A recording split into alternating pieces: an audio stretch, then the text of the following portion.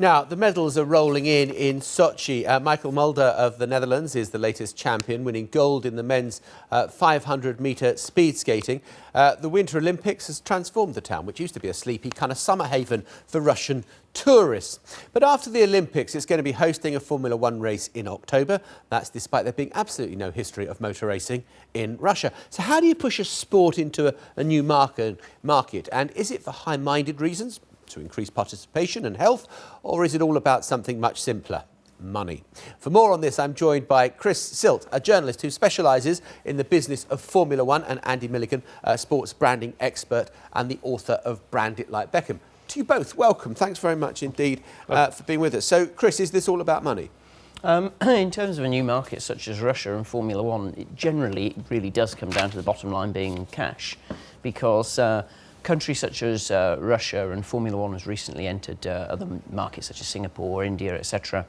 These are countries, emerging markets, that want to put themselves on the global map, sporting map indeed, so the governments will be prepared to back the fees. Yeah, is there anything noble in all of this? Because, I mean, I remember when the whole kind of FIFA was going on with the World Cup bids, and, you know, people were saying, well, Europe has had so much of this, it's time that it went to the Middle East, and for noble reasons we award the World Cup to Qatar. And then you get a whole host of people saying, yeah, come off it, nothing to do with that, it was all about money. Yeah, well, I think it's two things come together. For FIFA in particular, they had this vision of using football as a way of bringing the world together. So the slogan for football for the world. They do have a slightly high-minded view of it, and it is their charter to bring the sport wherever they can in the world. It just happens that football, being the sport it is, attracts an awful lot of money around the world too. So I think the two things come together for that sport, and for rugby too is another example of a sport that takes its way around the world to both extend it and monetize it. Yeah, and so does Sochi hosts a Formula One later on in the year. Does that mean that Sochi is forever linked now with Formula One? It's not kind of quite the same. It's not going to have the same ring as, say, Monza, is it? No. I mean, I think, for example, there was an Indian Grand Prix. They went into India a couple of years ago, and that's been dropped this year. So it can easy come, easy go. Oh, and presumably someone's left with a huge amount of money, because it costs a bit of money to develop a Formula One race. Yeah, somebody's left with a big bill. Yeah. Yeah. And I mean, this is the problem. You can have... What they've done with Sochi is slightly more streamlined, because the track is around the Olympic Park, so they're not going to be left with a white elephant, a circuit in the middle of nowhere that somebody's had to pump $400 or $500 million into build. So at least that's slightly more streamlined. They're not going to be left with infrastructure that's a waste if it were to go the race. But with the Formula One, I mean, will someone have been left with a huge bill, or are the sums of money from television rights and all the rest of it so enormous that you host one Formula One and you've covered your costs? Oh, well, gosh, no, certainly no, because the money from the television rights and the trackside advertising goes to the Formula One run by Bernie Ecclestone, so he's the big winner. Yeah, and just in terms of taking new sports to new markets, I mean, I've noticed that, the NFL, there's a couple of games that are will be played at Wembley during the course of a year. The NBA, likewise, basketball coming to, league matches kind of thing will take place in London. Now, what's all that about? Well, all these sports, again, back to your point earlier about it's part of the sort of charter of any sports federation to take the sport out for widest participation. So they're always looking to grow. And of course, the European markets are wealthy markets with lots of sports participation. But the interesting thing about all these attempts from sports to go into new markets boils down to, I think, three things. One is there a culture in the market they're going into, which means that there will be a sustainability for that sport after they've gone?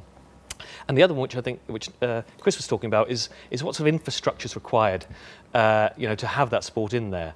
NFL is really interesting. It's tried very hard for a long time to come over to Europe, and you'd argue with limited success. Interesting enough, soccer has gone the other way into America much more successfully, and I think part of that is actually very simple reason. Soccer's easier to play, and generally it's just a simple sport than what you need to play American football. Yeah, but does it mean that if you take a new sport into a new market, that an existing or an old sport is in danger of being kind of overwhelmed by it? I think that's one of the interesting things about looking at soccer in the States, for example, where there's traditionally three sports, which is basketball, American football, and baseball. And there's always this argument about could football displace one of those as the top three. However, my view on it is the world is a big enough place, and many people now have a portfolio of sports they follow. You know, you're not just a rugby fan or a football fan, you're often both. Sure. And you'll find some space to watch the sports, many sports that you like. And we were talking about this, just kind of hosting this discussion, and someone said, well, what about sumo wrestling? Apparently it's declined in popularity because of the increased popularity of football in Japan. And you think, well, they can't be substitutes for one another. I mean, I think in India there was a lot of talk when Formula One came to India that it could, the mainstay being cricket in India, and whether if F1 could ever, reach that kind of popularity. And we found out quite rapidly that it's not there yet. And I mean, I think it's so difficult to. There are so many reasons, whether it's demographics or geographic reasons why certain sports are popular in certain countries. That, in my experience, is very tough, particularly for something like F1 to come in and try and challenge. Is there any nobility in where Formula One is held, or is it purely a question of money? They'll pay for it. Singapore night course, whatever it happens to be. Bahrain, politically difficult, but it's still going to go ahead. Yeah, I mean, it's a tricky question. I mean, I think in the case of Formula One, it's an expensive sport to host, so there's no question that you need a lot of money to get yourself on the calendar. But there's a strategic decision to go to these Asian markets and far-flung markets to take the sport where it isn't. OK, both of you, there we have to leave it. Thank you very much indeed for being with us. Global has been pulled into the pits for today. We'll be back. Terrible. We'll be back same time, same place tomorrow. I hope you'll be able to join us then with a lot more of what is happening around the world. Thank you very much for being with us.